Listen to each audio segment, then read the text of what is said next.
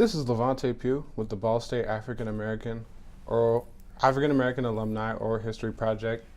I'm here today on March 29th, 2017, on Ball State University's campus in Muncie, Indiana. I'm here to talk with Mr. Davyd Jones about his experience here at Ball State University.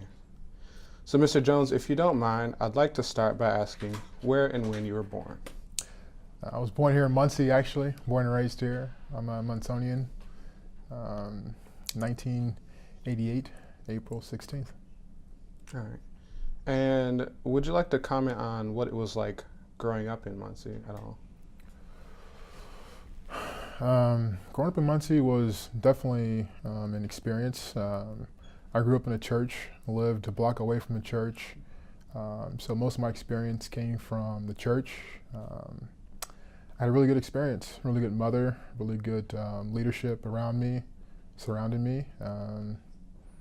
It's definitely a good experience. It was definitely a good experience for me growing up here in Muncie. And according to my research before the interview, you have your parents and some siblings. Would you mind just maybe saying a bit about each of them? To start with my mother. Mother, she actually works here in the Muncie Community School System, which is definitely going through some things right now.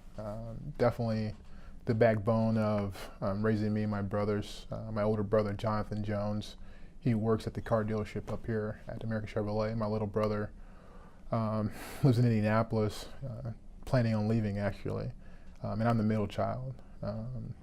My dad, landscaper here in town, definitely, toted me around and my older brother around the town, landscaping.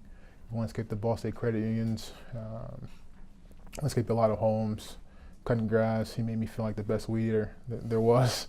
Now I'm married, I have a wife, I have a daughter, I have a son on the way. Yeah. And if you wouldn't mind, what's your wife's name? Hannah. Okay. Hannah. Mm-hmm. All right, thank you. And so from our research at Ball State, we do know that family is a huge aspect of Muncie's community, mm-hmm. and definitely what your experiences are with the church seem to mirror what we have found out. Do you think that's unique of Muncie? Have you been very many other places where it doesn't seem like that's as large of a factor? The church structure? The church and the family structure. I think historically, the church has always been a background and a structural support system for families, definitely minority families, helping them navigate through the world and individuals' journeys. I can definitely attest and can definitely be appreciative of the church helping me out and giving me good support and good guidance.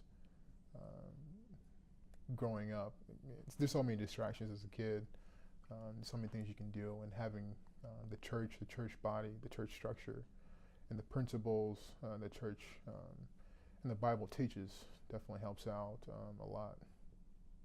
All right, and so you grew up like that, but something that we also noted was that as time went on, there seemed to be a sort of shift with the Muncie community, especially with the youth.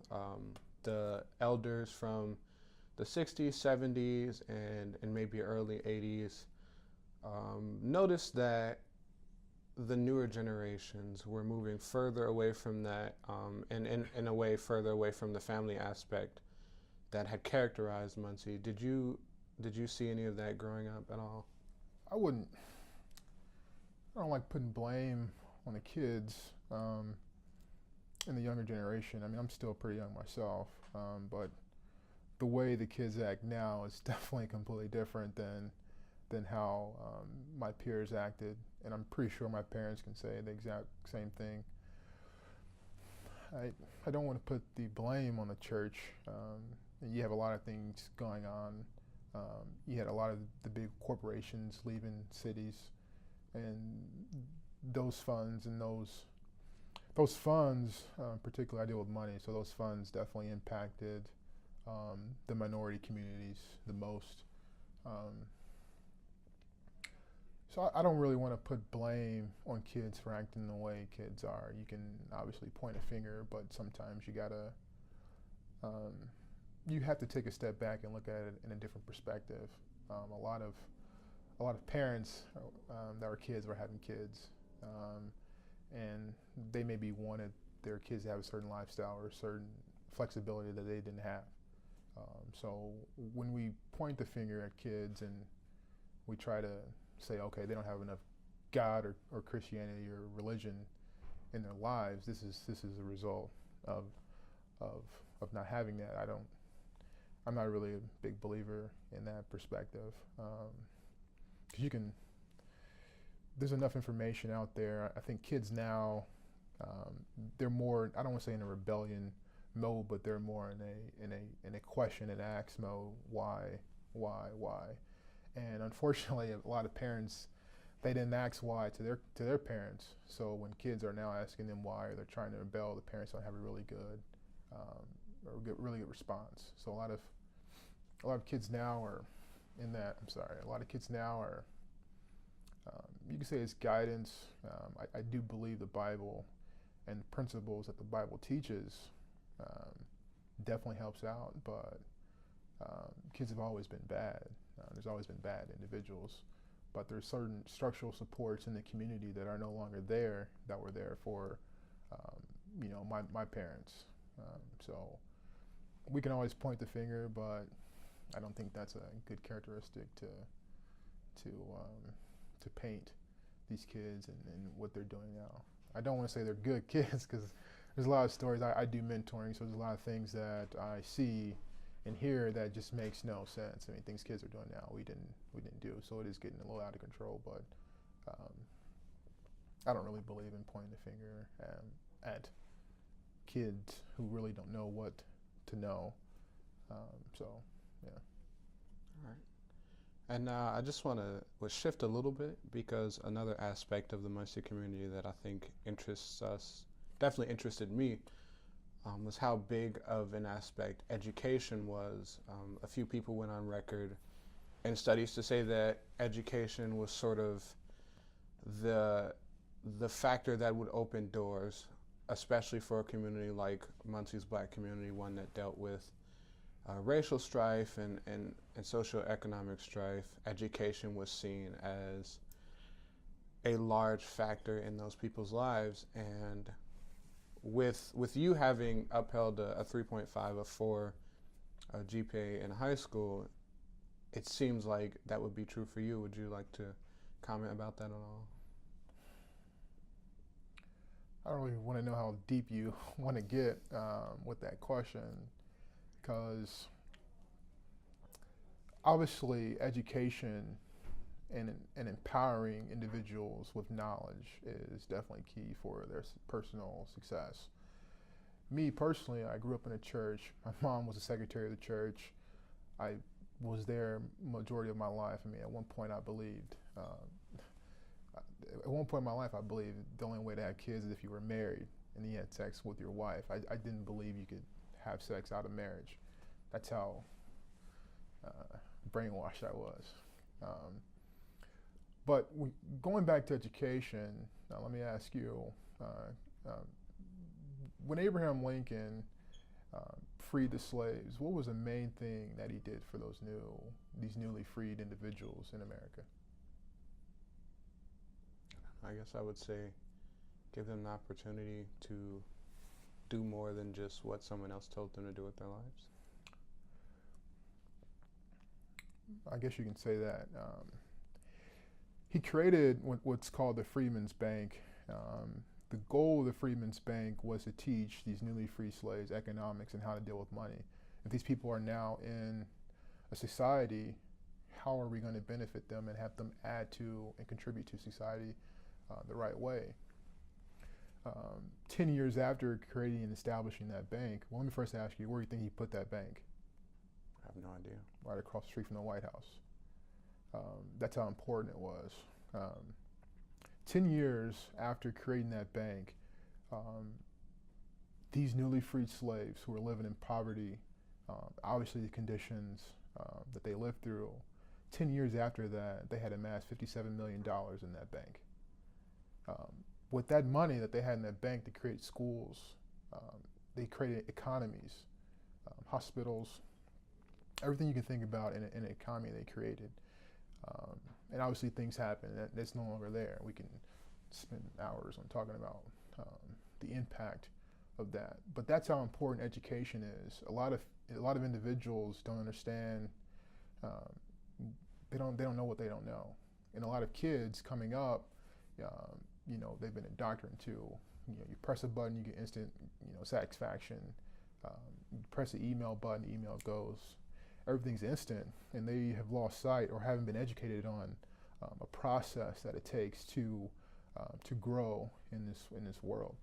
And I know, long story short, but that's education is extremely key. It was extremely key back then with Abraham Lincoln, and the way it's been shaping now is definitely hindering kids. Education helped me out personally but I had a different perspective on education. I didn't want to get in trouble because I wanted to play football. I had a goal in mind. I didn't want to detour that. I didn't want to mess that up. But your question is pretty loaded because there's so many variables that go into a kid's future that I've been working on trying to get out and working on educating people on. But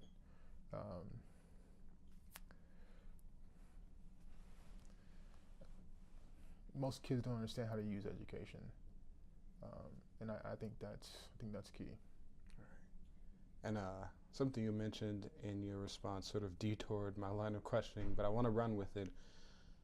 You mentioned you don't know what you don't know, and I think that's extremely true, and it's a question that I deal with as someone who likes to teach things and learn myself. So my question is, how do you go about approaching a situation where you recognize that someone doesn't know what they don't know, and how can you build that up so that they do start to learn? I think you have to try to see what they see through their eyes first, because I can point down and talk down to anybody, but to try to get into their shoes and try to understand their perspective on life, and then try to mold that perspective. A lot of kids, especially kids that live in poverty areas, so it's not just strictly African Americans or Asians or whatever, but individuals living in certain environments, you know, they have that mentality of survival of the fittest. They see music, etc. So trying to get to them on that level and help them change their perspective. Like I have friends that rather sell drugs than go to school and work for Pfizer and be part of the biggest drug gang in the world. So helping them change that perspective. You know, you can make a lot of money, I guess they say, selling drugs, but the risk involved just doesn't make sense. So trying to educate them on that level, help them change their perspective. So now that when they do live, or when they do go about their daily lives, that they now have a different perspective, that they don't have to actually do X, Y, and Z to get to ABC. If that hopefully that answers the question. Yeah, I think that got me in the ballpark of what I was looking for. And I do want to backtrack back onto your own personal growth and journey, because from what I've seen, and I don't know very much about sports, but from what I've seen, you had a really impressive high school and then college football career. And I wanted to ask, when did you start to feel like you really wanted to play sports, or how did that come about? Was that just something you were always interested in, or were there things that maybe made you realize, hey, this is something I'm really interested in? You know, I think God gives everybody gifts and talents. Me, growing up, I realized, look, I was pretty good at sports. Pardon me. I always wanted to play basketball, believe it or not, but God definitely made it apparent that football was definitely my thing. So I think it just evolved, and as everyone has certain type of egos, that you just you grow inside that ego, I guess. So I think the football sport type thing just evolved, and I just grew into it. Um, most people in minority communities, what they're told is, this ball or something is going to get you out of, your certain circumstances. So that was my gateway, I guess, my key to getting out. All right. And so, you played in, I did see that you did play in high school as well, right? Football? Basketball in high school? Yeah, I mean, you can say I played. I was definitely on the team. I was definitely brought in for defensive type of strategies, but it was definitely not it wasn't definitely me. It wasn't for me. And but you did do rather well in football, and you continued on to college, and you ended up at Ball State. And being a Monsonian, one may say that was to be expected, but were there any other schools on the radar for that? Oh yeah, I mean, well, growing up, the only school I wanted to play for was Michigan. The Maize and Blue. I got one letter from Michigan, and that was about it. And as I mentioned, my dad and me and my older brother, we landscaped. One of the houses we landscaped was right next to Brady Hoke's house, out here in Yorktown. And I had always had a relationship with Coach Hoke. So, my upbringing, I was the first of my family to even graduate college. So no one really knew about sports, football, how to get to the next level, etc. So I just kind of went with what, the relationship I already had, and went with Coach Hoke. But no, there's definitely other schools. It's kind of funny. Northern Illinois head coach came down and offered me a scholarship, and I said, Coach, there's no other school in the MAC I'm going to besides Ball State. And then my senior year, Northern Illinois actually won the MAC championship. So it was definitely bittersweet. All right. And at that time, you went to school in the College of Business, and could you explain exactly what you were studying in the College of Business here? Business, the basics of business management. I started in finance, actually, and that's what we all, at least hopefully everyone in here works and to earn a living or some kind of income, but very few people understand how money actually works. There's a great saying, compound interest is the eighth wonder of the world, says Albert Einstein. But very few people understand how compound interest actually works. The saying is, those who understand it earn it, those who don't pay it. That's huge. So growing up, I knew I wanted to make money. I always loved understanding money. And that's how I kind of got into the business management. I wanted to own things, and that's why I chose business. And so, outside of athletics and outside of your work in the School of Business, in general, what was campus like for you? I think I had a different experience than most of my teammates, mostly because I'm from Muncie, so this is home. It wasn't nothing. I didn't have to go out and make friends. My friends were from here. I pretty much always had a girlfriend, so I didn't really get too crazy. Some would say that I did, but I had fun. But campus life was normal, I guess. I was a pretty reserved, stay out of trouble type of guy, so I was definitely more concerned about my image, I guess. And believe it or not, you can get in trouble and you would be on the front page pretty quickly, especially being in sports. And so there are a couple tensions that I wanted to ask you a few questions about regarding Muncie and Ball State and their relationship. So there's the term town and gown, which just sort of refers to a situation where there's a university and there's a city, Mm-hmm. and the relationship between the students there and the citizens of the city who aren't there for the university but just there because they live there. Hmm. But you're someone who obviously lived in Muncie but also went to Ball State. So did you see any sort of tensions between those two groups? Oh, I saw lots of tensions. I saw fights. um, Obviously, Ball State is a massive economic machine for Muncie. If it was not here, all the plants are gone. So if Ball State wasn't here, I'm not sure what economics, what would keep this thing going. Um, but on a people, I mean, I've seen fights with Ball State football players, with people in the community. Um, I try my best to stay out of those kind of fights. You always get both worlds. People that grew up here in Muncie, they want to party where they party. There's nothing really going on in the city. You come on campus, you party. Most nightlife that kids like to experience is on campus. It's not out in the community, and if it is, it's bad. Usually, not things that you would want to be associated with. So people like to have fun, and usually to have fun, you have to commingle, and I've seen that.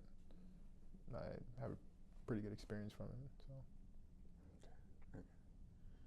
And so do you think there are any particular, I guess, factors that the tensions you mentioned stem from? I know maybe not specifically any fights or anything, but just you mentioned the nightlife, you mentioned how there's sort of the interplay between the two groups, but are there any other things that you might have recognized where the two groups seem to be at opposing ends? Besides young men being young men, all the testosterone, I can't say that I did. I mean, I didn't see adults coming into campus and trying to impose their will on adults. I saw kids being kids. I was a kid. I mean, Ball State is a very small campus compared to something in a major city, or bigger campus like an IU or something. It's just completely different. Muncie is a very small town compared to a bigger city. So, from my experience, from my perspective, nothing out of the norm. I just want to step back again. You mentioned that back a lot, man. I know you say things in your responses that trigger more lines of questions for me. But you mentioned that Ball State is indeed a small campus. But you also mentioned that you felt that you didn't know where Muncie would be without it. But some people would contend that Muncie isn't a college town that sort of is there to serve the college, but it's just sort of a town with a college in it. And so I wanted to ask, how did you feel how did you feel Ball State's influence growing up before you actually decided to go here? Was there a presence of Ball State where you lived in Muncie? No, and that's things that I brought up with the board. If I didn't play sports, I don't think Ball State would have ever came knocking on my door. I mean, I got letters from Ivy League schools because I had good grades, I guess. But that's one thing Ball State has to do differently is from what I've read and from what I've experienced, they are trying to get more involved in the community. But I can't think, and maybe someone's going to get mad at me, but I can't remember a time where Ball State came into my high school or elementary school and did like a book and read or something, where it is integrating in with the community and exposing kids of the city to a different perspective. I don't think that happened when I was young. Matter of fact, funny thing, when I was a junior or senior in high school, when you get recruited to go to schools, they give you a college visit. And you come on campus, and they wine and dine you, and you go out with the players and have fun for a night. I took my college visit to Ball State, and I lived here in Muncie. It's pretty funny, but you really do feel like you're in a different place. It definitely does a good job doing that. I mean, even when I was on campus, I never really went off campus back home. It does a really good job with that, but integrating Ball State with Muncie, me in my experience growing up, that was not a factor, and that's something that I had advocated changing. So, yeah. And so there are, from Muncie's Black community, there are, of course, other people like you who, have sort of had the similar experience of going to Ball State from the perspective of being a Munsonian. But there's also the Black community of students that are here from other places. Mm-hmm. Of course, myself included, from Gary, Indiana, and so many others. Do you feel like you could tell whether or not there was a connection between the two groups? Because I think one thing that we sort of noted is that how Black students felt from outside of Muncie at Ball State seemed to be vastly different to how Black students from Muncie felt at Ball State. Yeah, I think it definitely depends on where you're from. If you're from Gary, Indiana, and you had a different culture, different upbringing, coming here to Ball State is definitely going to be different, especially from a culture lens. I mean, I grew up in Muncie. Most of my friends were white, or we all got good grades. We all came from pretty decent upbringings. I didn't look at things that a lot of my friends looked at it as. Like, they would see something and they would view it something completely different. I would view it and not really think much of it. So I really do think it depends on where you're actually from and your upbringing. And even if you're from Gary, what part of Gary were you actually from, and what kind of experiences did you experience growing up? So I'm pretty sure, I know for a fact that's people that were from Cleveland will come in, and Muncie's small, or even from Fort Wayne, and Muncie's small, nothing to do, and I'm like, I've always thought it was small and there was nothing to do. So just different dynamics, different upbringing. So yeah. And on the topic of people from outside of Muncie, in Ball State's Black community, there was also, I guess, there's also the fact that a lot of people experience racism for the first time, or rather racial strife for the first time. The phrase, the first time they realized they were Black, is a sort of thing that I think some people here have experienced, and I wanted to know if you had any experiences like that, or if you had any comments about that. So you're saying individuals that obviously aren't from Muncie, they came on campus and are sort of experiencing, I guess, being in, say for example, from a place like Gary, where it's mostly African American and Hispanics, and then coming into a community that has a large population of white people and other races, that sort of thing. I guess where you're on campus, the campus is pretty diverse.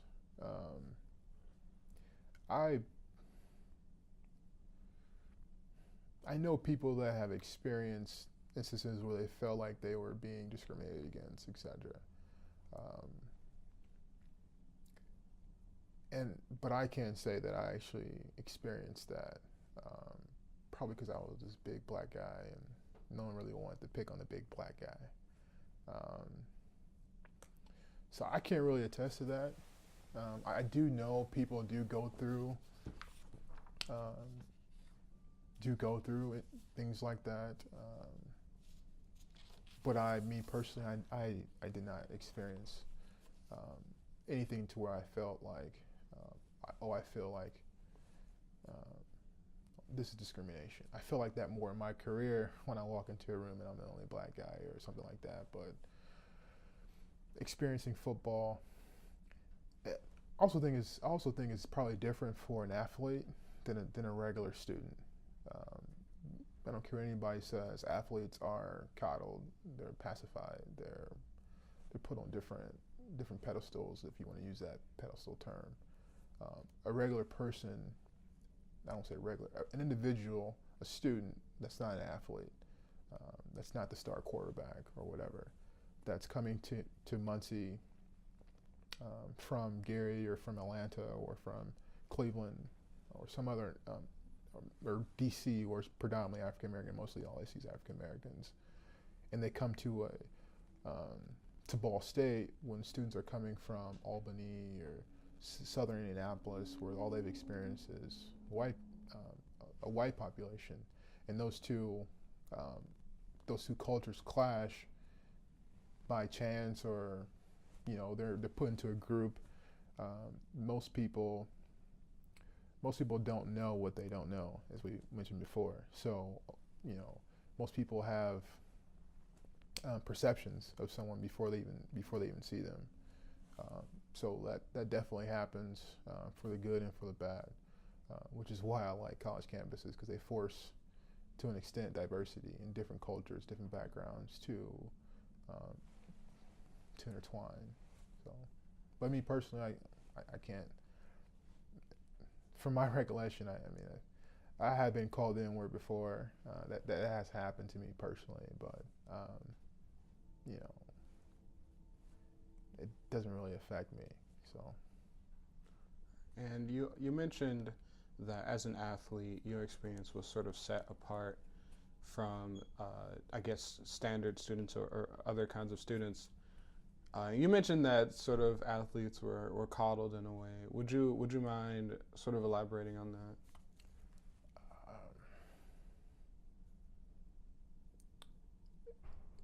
A good example would be from academic perspective. My classes, we have an academic advisor. Their job is to make sure we're getting our grades, we're classes and all that stuff done. I don't even remember setting my own first schedule. Most kids that come in, they don't have that connection with the athletics and academics. Most kids are probably filling out their own schedule. So from a calling aspect, they make sure the coordination and all that is done perfectly, so we're going to film and going to workouts on time. From a social perspective, when you're an athlete, I don't care if you're a swimmer or a golfer or a baseball player or a football or basketball player, there's like cliques. And if you're a girl or a guy, from a social perspective, the cheerleaders like to hang out with, the baseball players or basketball players.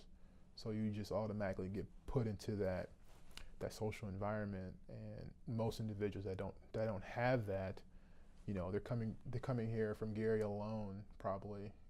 They don't have a network of people they've been commuting with unless they came on campus early and they did a little exercise they make you guys do, and you clicked it with someone, probably of your own race.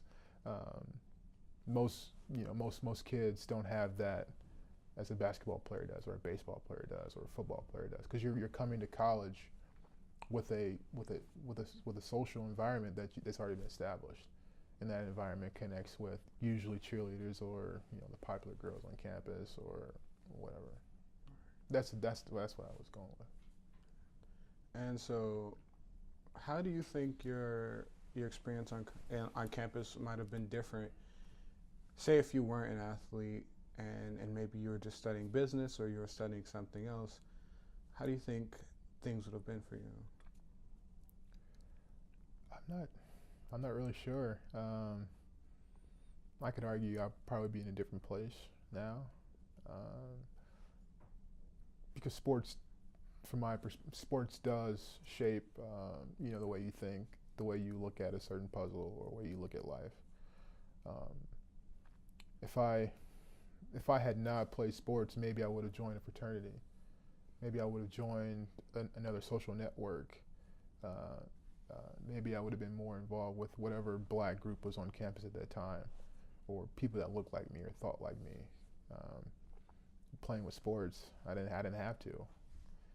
Maybe that experience with connecting with a fraternity or connecting with a different social group would have exposed me to a different perspective of life that I never would have thought of. So, I mean, who knows where I would have been? Who knows if I would have even met my wife? Because I met my wife through former players. So I have no idea what or how or whatever what would have happened. So. And so far you've mentioned a few factors that ultimately led up to what you're doing now. You of course mentioned that you wanted to keep your grades together to do football, and you were also interested in money and how to handle it, which sort of led to studying business. But my question is, was there ever anything else down the pipeline that you might have wanted to go for? Particularly because you, from what I understand, you did so well at football at Ball State that one might have expected you to do something closer to sports afterwards. I think it would be naive of all of us to think I didn't want to play in the NFL. That was definitely, the goal was to go to the NFL, play for 3 or 4 years, get ingrained in some community, and just do most of my after football work was in a community activist type of role. That didn't happen. So, as an athlete, you look at a puzzle and you figure out how to make it work. So you adapt. Coming into college, grades, school wasn't really a main focus. A lot of successful people you meet, they either didn't go to college or it wasn't really a main focus of theirs. But seeing that football didn't work out for me, I had to make sure the school part did. It was paid for. It was a benefit that this university provided me to play football. I better have capitalized on that opportunity, or it would have been my fault to wherever I would have been. So hopefully that answers your question. My goal in life was to play in the NFL. My goal in life was to, spend a few years in the NFL, hopefully win a Super Bowl or something of that nature, and then get ingrained into a community that I'm in and do like community activist work, helping kids make better decisions. And so you mentioned that as an athlete, one sort of thing that you learn is, of course, to deal with puzzles, to make do with whatever happens. And from what I've seen about you, it seems like that's very true. Correct me if I'm wrong, but from my research, you trained for 2 summers to be prepared for Ball State and be prepared for the challenges you're expecting to face on the college team. Am I correct? I don't know where you read 2 summers. You have to point me to that information. So a good friend of mine, Cornelius Bowick, coached me in high school. And of the individuals he coached, only 2 of us showed up every morning. The other gentleman is playing in the NFL. And I got my college education and the opportunity to play football on the college level.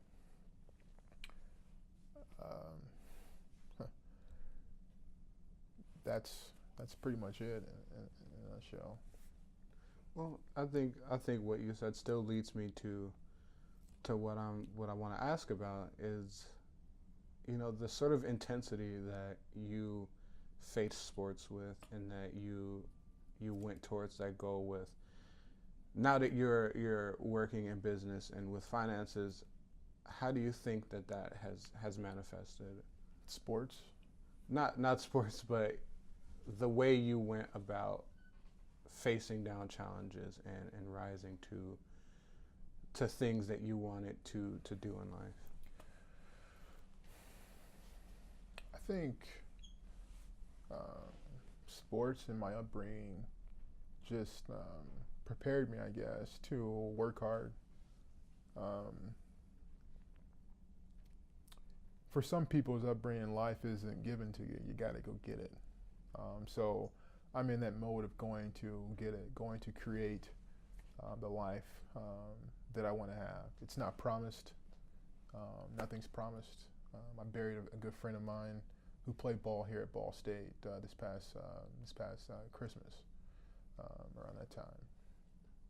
Life isn't promised to you, but if you understand that life is so short, but in that short time frame, you can really make a humongous impact on not just your life, but your legacy, and not just your legacy, but someone that you never met. You could really impact their trajectory on life. That is what keeps me going. Meeting a kid and hopefully changing his perspective on life, changing his trajectory. That is what keeps me going. And I just think, working, I can't remember what age my dad got us up to go cut lawns.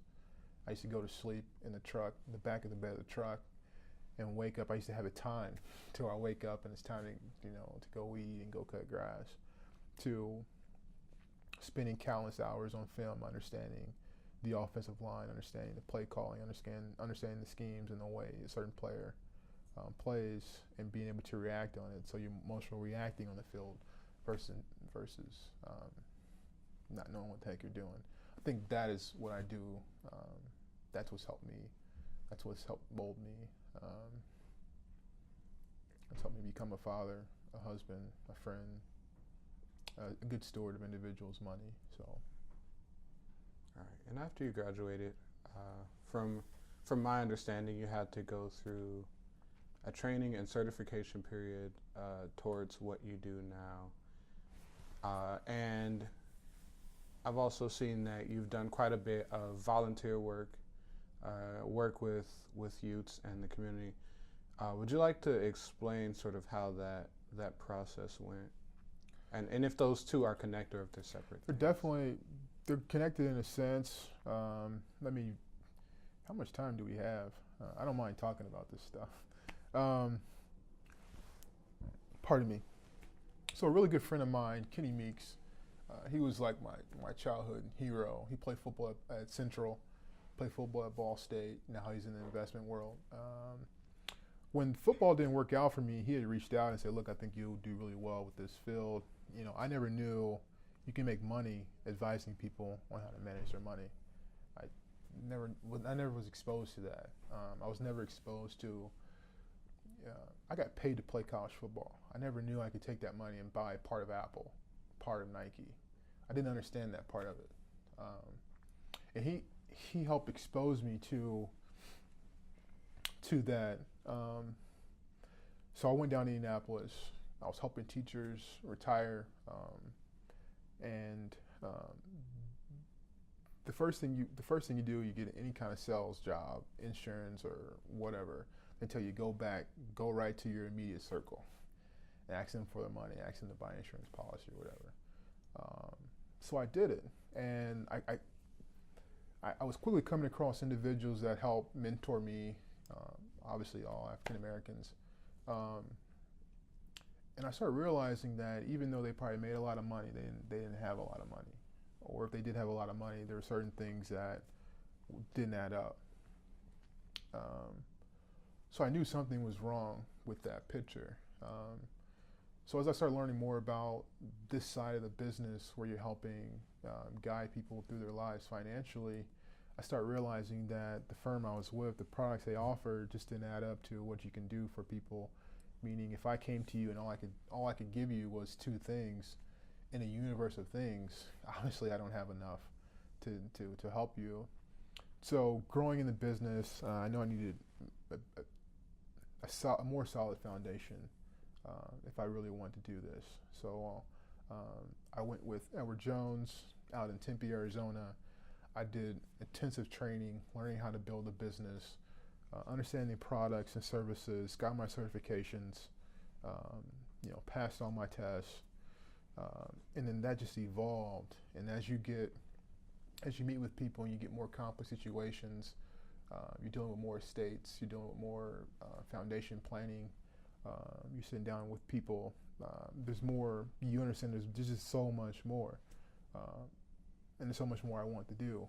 But along that way, what got me into the activist part of it, or part activist, is you realize you meet individuals that make a lot of money or have a lot of money, but then they don't have a lot of money. And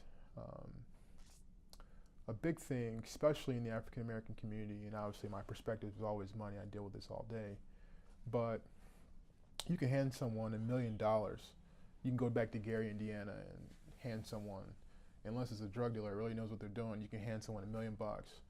And the likelihood of them blowing that money in less than a year is very likely, very likely. So money isn't the thing. It's the we talked about economics and teaching and education. It goes back to understanding what Abraham Lincoln did for newly freed slaves. The principle was to teach them economics and teach them how to deal with and work in that environment. So that's what got me into the role of speaking engagements, helping mentor kids, and that kind of platform. Because I started realizing that you can give someone. I mean, plenty of athletes, I'm sure you read about. Plenty of people have come across a lot of money or come across money, and they don't have anything, or they have a lot but they have nothing. So that's hopefully that answers the question. You look like you wasn't for sure. No, it does. I'm just processing the answer, I guess. But with that, I also wanted to talk about specifically with children, because you mentioned earlier that a lot of what you like to do is with mentoring children, and also we talked about sort of the whole teaching people and how to deal with when people don't know things. So I wanted to ask about your work with kids. Is it essentially the same thing you do when somebody comes to your office and asks for financial consultation or something, or is it a bit different? It's a bit different because with a kid, and I had to learn this. I worked Jonathan Ray up in Fort Wayne. He's the head of the Urban League in Fort Wayne. He was telling me just being there changes kids. And I used to think, how in the heck could someone just being there change a kid? But then you start realizing that the kids start asking questions about you, and they start asking you certain questions. And you say, okay, I'm starting to get why it actually matters. Versus someone that's sitting down in front of you asking you for financial guidance, or my past broker didn't really care, do you care? How can you help me? That's a completely different conversation. But the premise is you're looking to serve, and that's what I enjoy most. That's why when I wake up in the morning, I pray, Lord, I pray that I'm helping serve your people. I'm being a good steward of the people you've given me stewardship over. If that's a kid, if that's an individual needing guidance on their $5 million estate, or their $50,000 that they took their entire lives to save, or a kid that's trying to understand how to make it in this world. And what you said sort of begs the question from my end. Do you ever consider returning to Muncie and doing just what you said, but for sort of the community that you grew up in? Muncie? Man, you should hear me talk about Fort Wayne. Muncie has a lot of, it has promise. I think I've thought about returning a few times. It'll be something that I'll talk to my wife about if an opportunity opened up where it just made sense. I'm only an hour drive away, so coming here, doing something like this, or going to Central and talking to the kids, or something. But Muncie is Muncie. You probably experienced it, so. And you sort of jumped the gun on me a little bit, but I did want to ask, how your work as a servant, I guess, manifests in Fort Wayne, and if it's very much different from other places. Uh, what I do is a relationship business. Um, so it hasn't manifested yet the way that I would like it to in Fort Wayne, but it's definitely happening. Yeah, hopefully that answers the question. Yeah. Well, I guess to clarify, when you say that it hasn't manifested yet, do you mean with your clients, or do you mean just with like volunteer work with children there? Were you asking volunteer work? Yes. Okay. No, no. Um, no. There's so much that I personally want to do. That what I want to do, I probably, unless technology is so advanced, and I probably won't be alive to experience what I really want to see, just because of time and hoops to jump. I mean, I don't think people realize, Dr. Martin Luther King was marching and advocating for a lot of civil rights, a lot of rights that, as a man, as a woman, you should have, if we say we're this certain type of society. But the thing that really gravitated to me was the march that he had designed to have. I believe it was on the steps of Congress. He got assassinated before this march happened, but that was the economics march. That was a march that was to, we say we're a country for the people, but a lot of people are getting screwed over. And that's where you see a rise of an individual like a Donald Trump to be president, because these people have been screwing them over so long. What's a Donald Trump going to do differently? But that's what I resonate, or that's what I connect with, is economic empowerment and bringing wealth. I mean, I told you,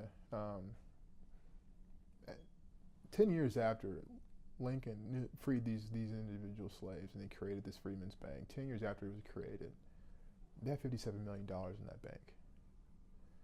$57 million in that day. If you fast forward, you had compounded interest, just simple interest, not including what you could have created outside and how you could have leveraged it, would have been $6.7 trillion in that bank alone. Just think about if you took $6.7 trillion and you put it in a bank, and you put it into the community, what it could actually do. So that's what I'm focused on, and that's going to be, that'll be sometime. Hopefully not too long, but that'll be some time. So how does it sort of feel knowing that these processes will take so long? Because, like you mentioned, the civil rights movement was so many years ago, yet a lot of the issues that were being dealt with then are still an issue now. And if you apply that to the work that you're doing and what you're trying to help with, just how does it feel knowing that you may not be alive to see the results of the kind of work that you're doing? Only say that because,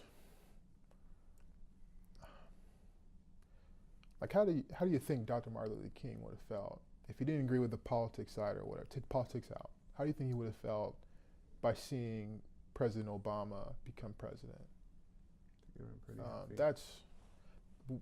That's when I say I'm not sure if I would be alive in that time period, because you just don't know. What I see, I just don't think, like a lot of my grandma, a lot of individuals that, Mr. Lewis, Representative Lewis, I don't think that they thought what they were marching for the president. They were marching to sit at the same table as someone that doesn't look anything like them. So that's what I'm saying. I just don't know if there's been so many structural roadblocks. I don't know if I would see that kind of community or environment. Hopefully that makes sense. It definitely does.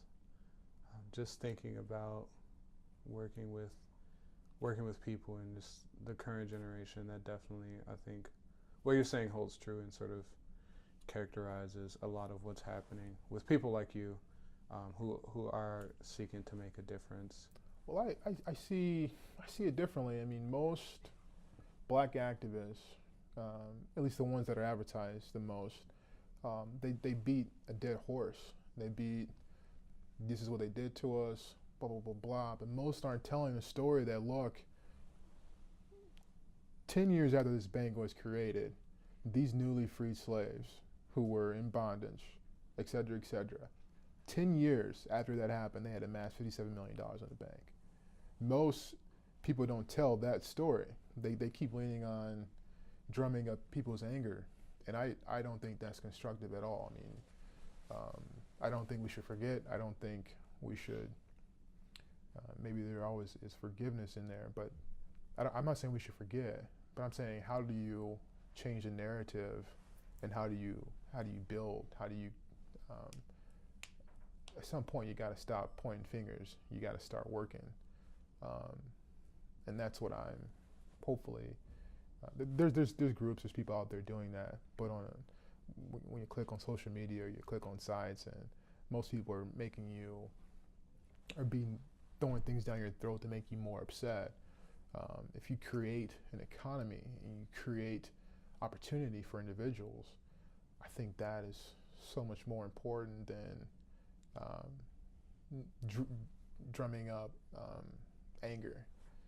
And I think as a community, that's what we have to focus on. That, look, our great ancestors amassed this amount of wealth, and obviously there was corruption that that really messed that up. And then the Depression happened, and they were not forced to, but a lot of them migrated up north and spread out, and they called it the Green Belt. They left a lot of land that now corporations live on, helping kids, especially kids like you, or other kids who are growing up and all they're seeing is a police shooting or videos of oppression or the Jim Crow law. And there are mean people out there, but from my experience, there's a lot of people out there that want to help you, and you have to open up your perspective. You have to, or you're going to stay in the same, unfortunately, the same place. So in that regard, that's what I'm talking about. And would you care to sort of elaborate on maybe the factors you think that led you to have such a strong outlook and I would say such a unique outlook towards these sort of movements, civil rights and rebuilding and helping black communities like that? Because just like you mentioned, I feel like a lot of us do only get the negatives, and that's how our like movements are shaped by the negative aspects. But you seem to not want that. I mean, obviously there's people out there that just don't want to look at you or don't want to do business with you. But there's a lot of people out there that maybe in their own household they probably don't want to see their daughter or son marry you. But most people aren't really thinking, I'm not going to do business with this guy because he's black. If I sit down in front of someone and say, look, based off the fees, based off performance, based off your risk, I can make you more money than your other guy's making you. And they choose not to, then that's their fault. I don't have a problem with that. But there's a lot of people out there that just aren't thinking, I'm going to cross the street because this guy is black or something, or I'm going to do. Most people are focused on making money, buying a new vacation home, taking a new vacation trip. They're not really focused on what is shoved down our throat all the time. Unfortunately, that piece sells a lot because it drums up anger, it drums up fears, etc. And unfortunately, fear and anger push clicks and gets people. It's a really good trigger for people's emotions. People don't want to hear about, no, this guy really isn't really thinking about you like that, or this girl. There is racist people on both sides, but I'm just telling you, most people are worried about, can I retire? You know, can I get my next vacation, or can I take the kids on vacation? Can I help my kid get to college? You know, is my health insurance? Am I going to be able to afford health insurance? They're not really worried about, you know, the things that shoved down our throat all the time. But that perspective has evolved over the times that it's a more recent perspective. I mean, just a few years ago, I was not wearing a swimmer shirt, but I was wearing a football shirt. And I was thinking about myself and football. My career, my life journey has exposed me to a different perspective on life, and that's my view on civil rights. That's how my view on economic empowerment. It has evolved as my journey has exposed certain perspectives. So then, I guess to someone you're talking to about this, Mm-hmm. how would you go about sort of getting them to see your perspective like that?